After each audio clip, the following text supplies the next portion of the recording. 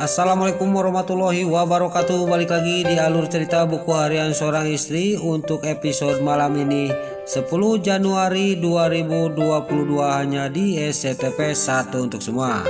Di episode selanjutnya terlihat Pak Fajar dia ngomong sama Pasha, kita harus balas dendam untuk semua ini kepada si Kevin, kata Pak Fajar kepada Pasha. Lalu Pak Fajar juga dia ngomong lagi kepada Pasha, kita harus mengatur rencana Pasha, kata Fajar kepada Pasha.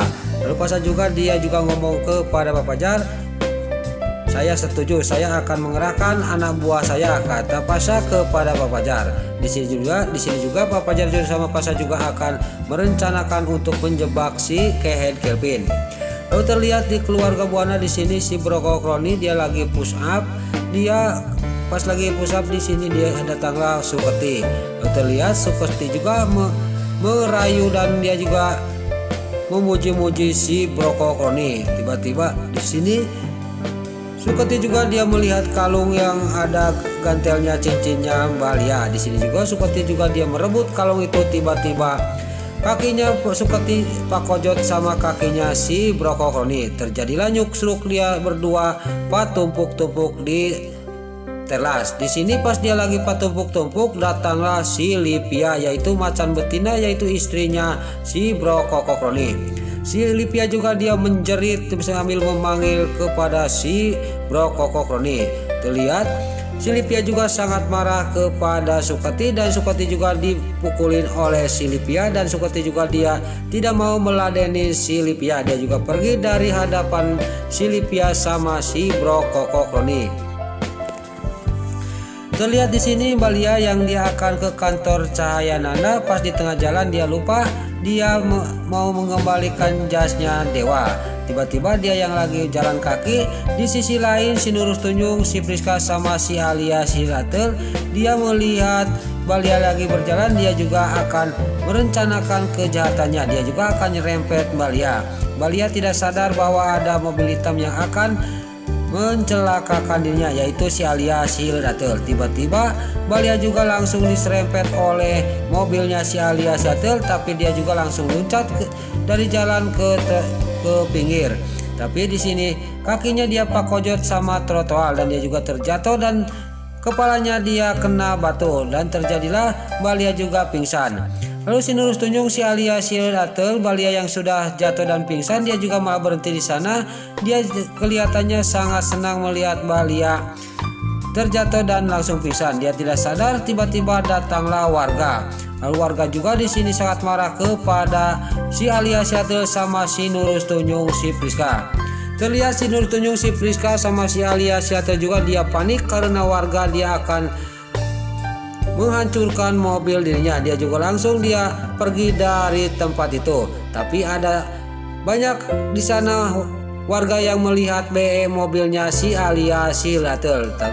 Lalu di sini warga juga dia menyetop taksi dan Mbak Lia juga akan dibawa ke rumah sakit sama warga di sana. Singkat cerita taksi juga datang dan Mbak Lia juga dimasukkan ke taksi untuk menuju ke rumah sakit dan diantarkan oleh warga yang menolong Mbak Lia.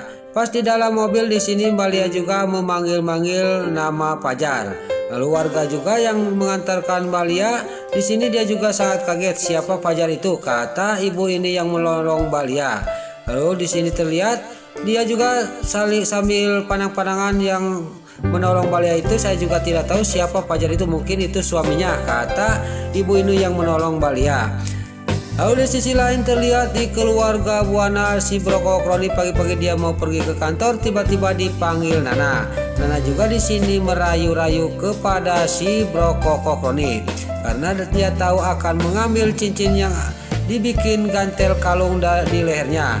Terlihat di sini Nana juga merebut cincin itu yang ada dibikin kalung oleh si Broko Kroni dan tiba-tiba datanglah Suketi. Langsung Suketi juga dia mendorong si Broko Kroni dan si Broko Kroni juga di sini nampuyak di bawah dan di sini Suketi sama Nana juga merebut kalung itu dilepaskan dari lehernya si Broko Kroni. Tapi Suketi sama Nana dia tidak membuahkan hasil karena si Broko Kroni dia bisa kabur dari Nana dan Suketi. Dia juga langsung lari pergi dari rumahnya Nana. Di sini Nana juga dia sangat panik dan dia juga langsung menelepon ke Pasha untuk minta bantuan. Terlihat di sisi lain Pasha yang lagi ngobrol, yang lagi ngopi sama istrinya, tiba-tiba Lula menerima telepon dari Nana. Lalu sudah menerima telepon dari Nana, Lula juga ngomong kepada Pasha. Pasha juga sudah diceritakan oleh Lula bahwa Nana minta bantuan, dia juga pergi untuk mengejar mobilnya si Broko Kroni. Singkat cerita, si Broko Kroni juga dia pas lagi bawa mobil, dia tiba-tiba ada yang menyalipnya. Tidak lain itu adalah Pasha. Lalu Pasha juga dia turun dari mobilnya, yang mobil si Broko Kroni dihadang di depan. Terlihat Pasha juga menghampiri mobilnya si Broko Kroni. Di sini si Broko Kroni juga tadinya tidak mau keluar, tapi Pasha memaksanya si Broko Kroni keluar, ditarik dari dalam.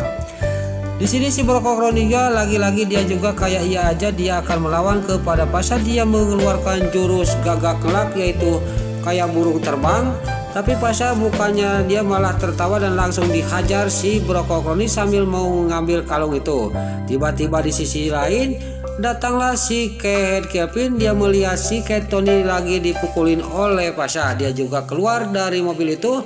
Pas dia juga mau menghampiri si Broko Kroni, tiba-tiba si Broko Kroni juga dia nampuyak di depannya si Kehead Kevin.